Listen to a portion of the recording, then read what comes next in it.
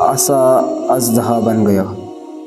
اس واقعہ یہ ہے کہ فرعون نے ایک میلہ لگوایا اور اپنی پوری سلطنت کے جادوگروں کو جمع کر کے حضرت موسیٰ علیہ السلام کو شکست دینے کے لیے مقابلہ پر لگا دیا۔ اور اس میلے کے ازدحام میں جہاں لاکھوں انسانوں کا مجمع تھا، ایک طرف جادوگروں کا ہجوم اپنے جادوگری سامان لے کر جمع ہو گیا اور ان جادوگروں کی فوج کے مقابلے میں حضرت موسیٰ علیہ السلام تنہا ڈٹ گئے۔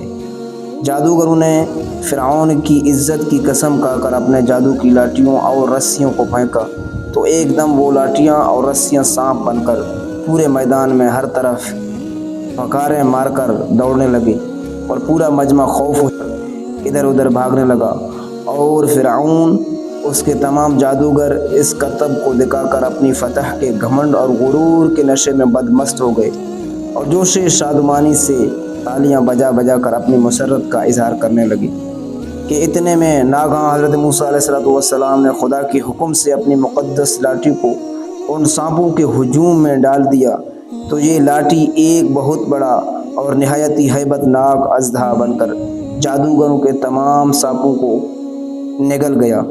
یہ معجزہ دیکھ کر تمام جادوگر اپنی شکست کا اعتراف کرتے ہوئے سجدے میں گر پڑے اور بآواز بلند یہ اعلان کرنا شروع کر دیا کہ آمنا برب ہارون و موسیٰ، یعنی ہم سب حضرت ہارون اور موسیٰ علیہ السلام کے رب پر ایمان لائے۔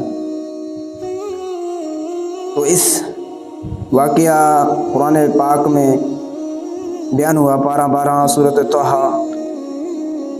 اللہ پاک ارشاد فرماتا ہے قالوا یا موسیٰ اما ان تلقی و اما ان نکون اول من القی قال بل القوا فاذا حبالهم وعصیهم يخیل الیہ من سحرهم انها تسعى فأوجس في نفسه خیفة موسیٰ قلنا لا تخف انك انت الاعلى وألق ما في يمينك تلقف ما صنعوا انما صنعوا كيد ساحر ولا يفلح الساحر حيث أتى فألقي السحرة سجدا قالوا آمنا برب هارون وموسى۔ ترجمہ کردو ایمان بولے اے موسیٰ یا تو تم ڈالو یا ہم ڈالیں۔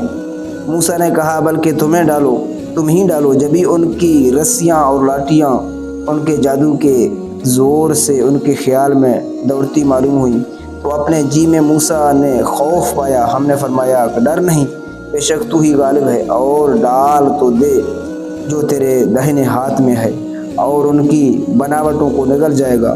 وہ جو بنا کر لائے ہیں وہ تو جادوگر کا فریب ہے اور جادوگر کا اللہ نہیں ہوتا۔